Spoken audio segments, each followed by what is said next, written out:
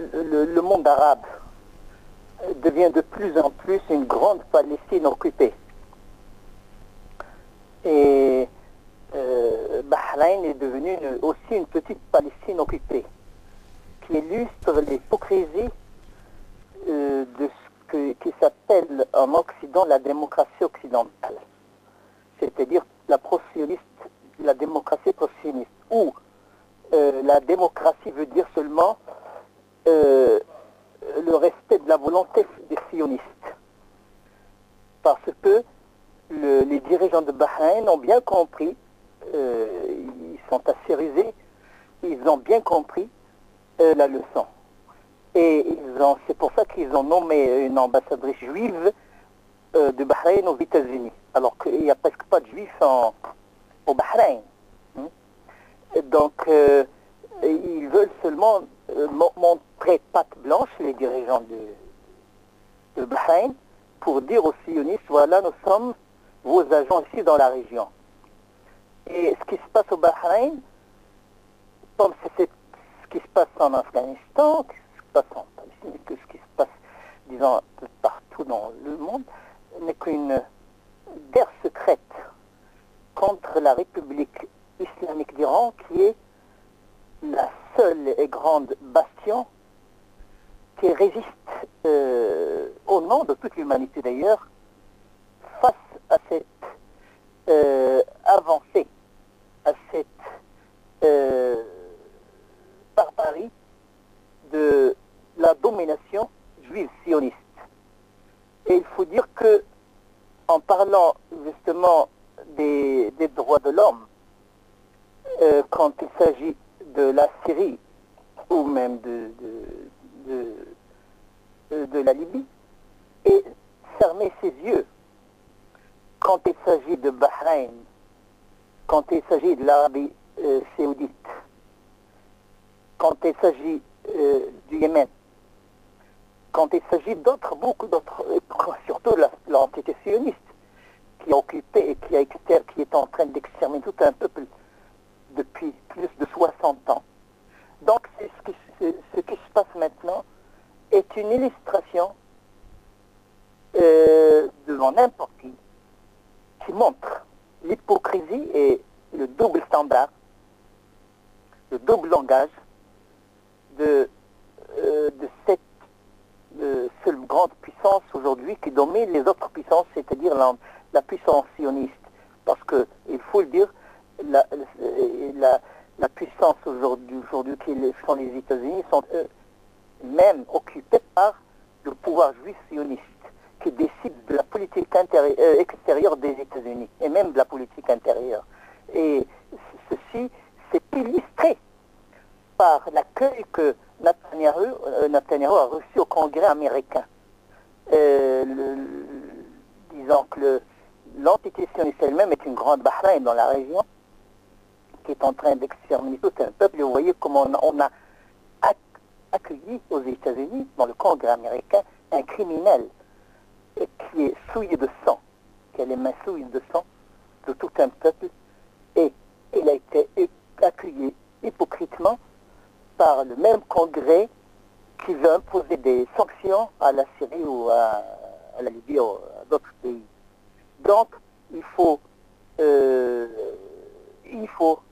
souligner, appuyer et se concentrer sur ce côté de l'hypocrisie du double langage qui est maintenant utilisé par la puissance dominatrice des affaires mondiales et ce qu'on appelle aujourd'hui, hypocritement aussi, la communauté internationale, qui n'est autre chose que la communauté sioniste du pouvoir juif sioniste international.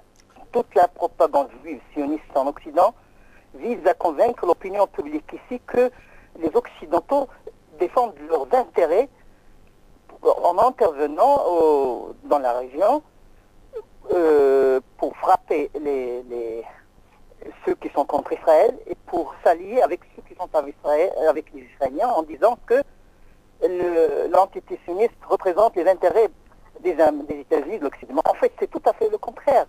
Quelle est la différence entre l'Iran et l'Arabie saoudite? Pourquoi les États-Unis soutiennent-ils? Parce que si les États-Unis voulaient seulement leurs propres intérêts,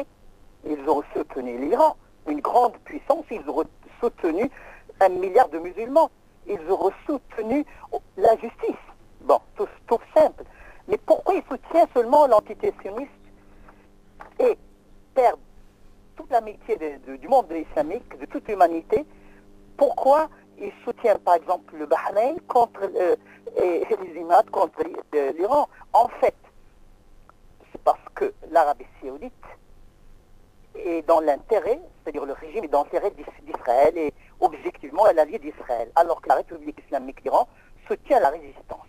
C'est ça. Parce que si l'Arabie saoudite soutenait la résistance, était contre l'entité sioniste, eh ben, les États-Unis auraient déclaré la guerre, comme ils le déclarent maintenant par tous les moyens à l'Iran.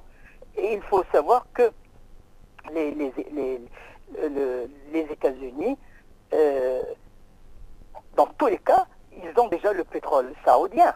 Hein.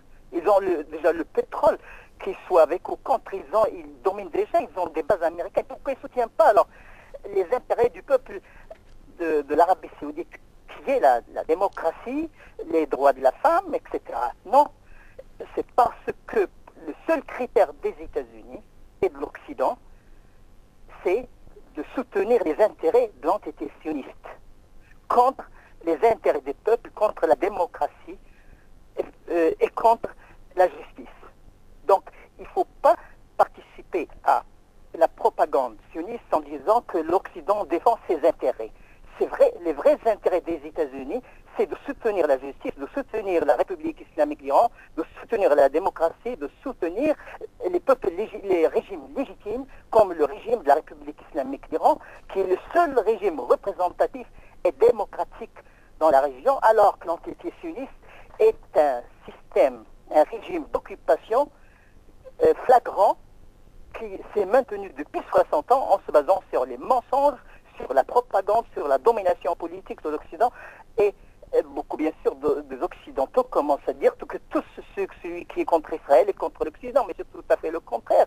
Nous sommes les vrais amis de l'Occident. Il ne faut pas être quand même des Don Quichotte, on ne déclare pas la guerre à tout l'Occident. Il faut déclarer la guerre à l'injustice et ce conflit au Moyen-Orient n'est pas un conflit entre l'Occident et l'Orient, ou contre l'Occident et l'Orient, c'est un conflit entre la justice et l'injustice. L'injustice, c'est l'occupation juive sioniste, et la justice, c'est le soutien à la résistance, qui est légitime. Toute occupation, face à toute occupation, il y a le droit, même le devoir, il faut dire le devoir de la résistance contre l'occupation. Voilà les intérêts de toute l'humanité, les intérêts de l'Occident aussi, et disons, et dans ce fait, dans ce domaine, donc l'Occident ne soutient pas ses intérêts égoïstes même. Il soutient, au contraire, il sacrifie ses intérêts. Les États-Unis maintenant sacrifient leurs intérêts pour les intérêts d'une poignée de juifs sionistes qui sont en train de mener le monde entier vers une guerre nucléaire. Et maintenant, c'est-à-dire tout l'effort de l'entité sioniste maintenant, c'est de convaincre les États-Unis à déclarer une guerre à l'Iran en disant que cette guerre sera dans les intérêts des États-Unis. Mais en fait, les États-Unis, l'Iran ne constitue pas une menace contre les États-Unis. L'Iran n'occupe pas des territoires des États-Unis. L'Iran ne provoque pas les États-Unis. L'Iran, la République islamique d'Iran est dans une position défensive. Il ne cherche que ses droits, sa souveraineté et sa liberté. Et dans la politique internationale, il soutient seulement la justice, c'est-à-dire le droit des peuples à se libérer de l'occupation. Merci, M. Rami. Et le peuple palestinien. Voilà.